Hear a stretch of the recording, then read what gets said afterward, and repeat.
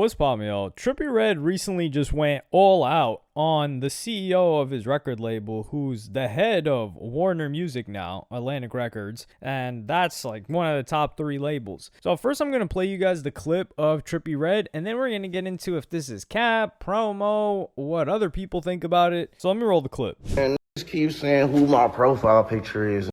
Listen, if you want to know who my profile picture is, you feel me? Just click the app, man. Tell that drop the album, man. It's the nigga that signed me, man. Tell that drop the album. So here he's talking about NDA, which seems to be a mixtape album that's up and coming from Trippie Redd, and Trippie Redd would also change his profile picture to Elliot Grange. So Elliot Grange, short answer, son of Lucian Grange, who started Universal Music, and his son would initially start a very small boutique record label many years ago. This was around probably 2017, and this label, it was 10K, but before 10K, it was actually Strange Entertainment, spelled Strainge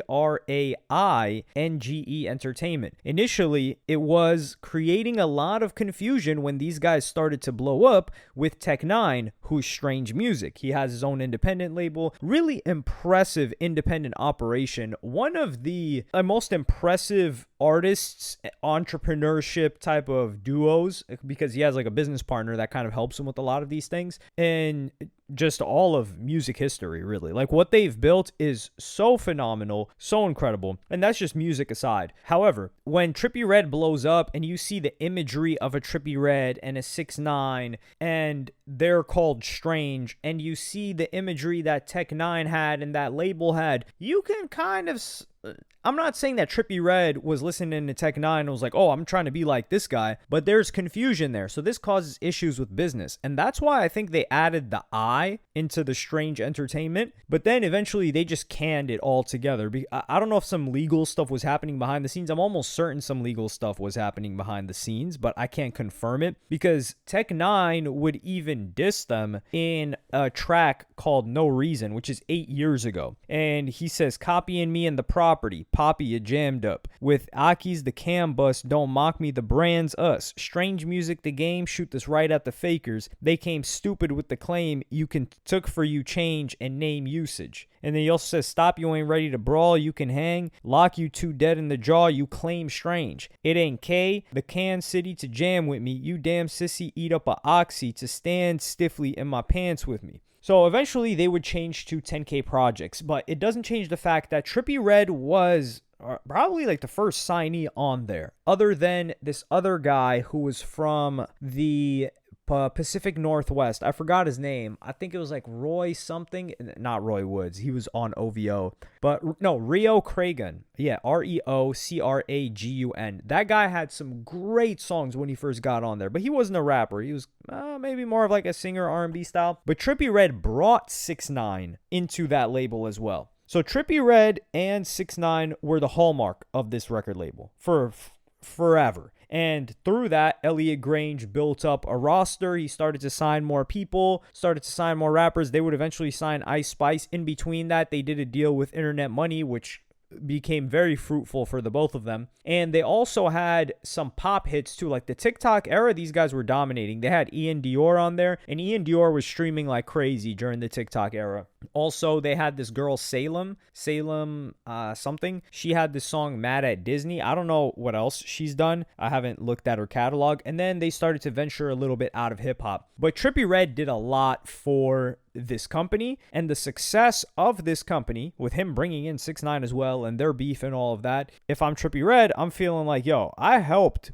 build this. It's almost like, you know, the record label that's been there for decades, and they're like, yeah, we built this artist, so we want to get everything we can out of them. It's somewhat mutual, where Trippie Redd's looking at this guy, and he's like, yo, this guy's damn near the owner of this whole Warner building now. I helped build this guy up. I was popping. He was nobody when he came here. Yeah, he's related to, he's his father's son, but he still had to prove himself. And Trippie helped him with that. And Trippie built up a big catalog for him. And if we also look at Trippie's catalog, Trippie has not dropped an album in nearly 3 years, a solo album. So he dropped an album with MGK in 2024. I believe. Yeah, 2024 is a Sad Boy EP, and that one performed very well. Like commercially, I think first week it didn't go that crazy, but the streams on here really hit. These guys work together well. I enjoyed this project. But before that was St. Michael. That was the last Trippie Redd. He dropped 2 projects that year in 2023. It was St. Michael and A Love Letter to You 5. So it's been 3 years since we've gotten a Trippie Redd project, and Academics was very, very close with Elliot Grange, said he thinks this is just promo from Trippie Redd, and I think this is half and half. I do think that Trippie Redd has a reason to be frustrated. Now, Trippie Redd's been paid a lot. I remember he was talking about getting paid out $35 million or something like that, which is a huge amount to be paid. But I'm also leaning towards Trippie Redd is trying to drop an album, and I don't think they're letting him drop right now. Because in 2025, Trippie Redd has dropped single after single after single. If we're just talking about solo songs that Trippie Redd has dropped in 2025, I mean, he dropped Woke Up, The Face. That was like a song with the music video. He dropped World Boss. He dropped Sketchy. He dropped Checklist. He dropped Stay the Same. And he dropped Can't Count Me Out. That's what, 6 songs that are completely solo. He also dropped this one track, I think, with Steve Aoki.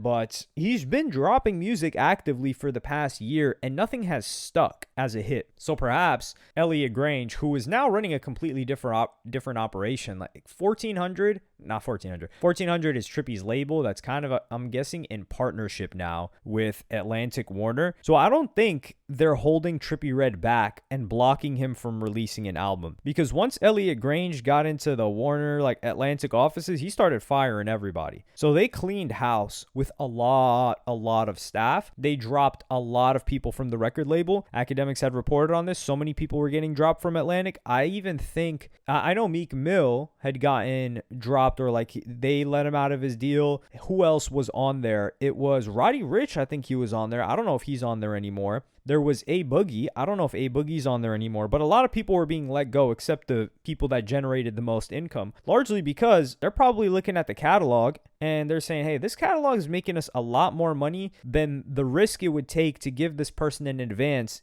for the possibility of their new music doing well, which isn't as likely. Like, their best years are behind them type of a situation. And with the Trippie Redd, last year, they're looking at that song Wish. Wish blew up, which was from an album at Trip at Night, I think, if I remember correctly. But that song blew up again, and that's a 5-year-old song. Well, 4 years old if we're counting when it blew up in 2025. And the record label had to do nothing for it. So they're looking at Trippie Redd like, okay, this guy just released 5-6 songs, and Wish is the best performing out of all of them by far, which is a song that was released 5 years ago, and we had to do nothing for it. So we're probably better off just not giving him, I don't know, a new budget or anything like that. And yeah, you know, good luck. Or maybe they want, I think Trippie Redd's looking for promotion, because I do not believe that Trippie Redd is being held back from dropping an album. That's my honest belief, because he's got a favorable deal. They're not going to hold him back creatively. I think perhaps what Trippie wants is for them to help him roll out the album, for them to help him do some marketing for the album, for them to allocate a budget and resources to his album.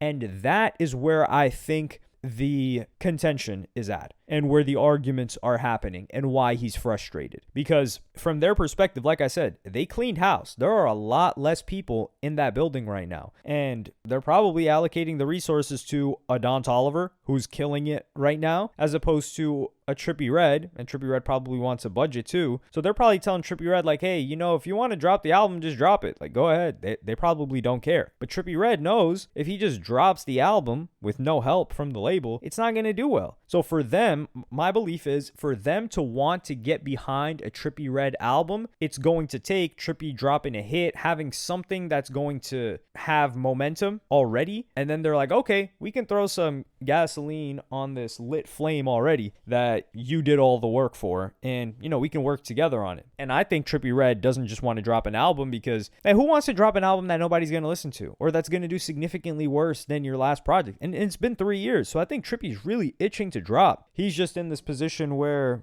business wise, I don't think it makes sense for an Atlantic to devote so much to him, because while Trippie Redd has had a lot of like sleeper hits, songs that have gone up and have streamed very, very well, like an amazing catalog, it also hinders him in the future, because what's the likelihood that Trippie Redd drops a song that's going to stream more than his other albums are streaming, or his biggest hits are streaming? Like, some of the most streamed songs for Trippie Redd just on Apple Music are from Life's a Trip, not Trip at Night. No, Life's a Trip is what I meant, not even Trip at Night. And Life's a Trip is from 2018. So we're talking like, we got Forever Ever. Oh, the top 3 songs on his Apple Music are all from Life's a Trip, which is 2018. There's nothing from the 2020s. And if I take a look at his Spotify, the top streamed songs as of late on there, like the most activity, is, of course, Wish, the Audio Mac version, and Wish again. Yeah, it's mostly Mr. Rage you've got up there, and Hurts Me, which is with Tory Lanez. But all of this stuff is just old, like Dark Knight Demo, Taking a Walk. All of these things are from Life's a Trip. So Trippie's in a tough situation. I'm liking the music that he's been dropping from 2025. He's been dropping some solid tracks. I hope one of them catches, but maybe he should have used the situation with Coi Leray a little bit better and attached some music to it. I don't know what he can do. The thing is, Trippie Redd, to me now, is what I was talking about Lil Uzi Vert post Eternal Atake, where I said, like, hey man, you've done, like, we love your catalog, you've done all there is to do.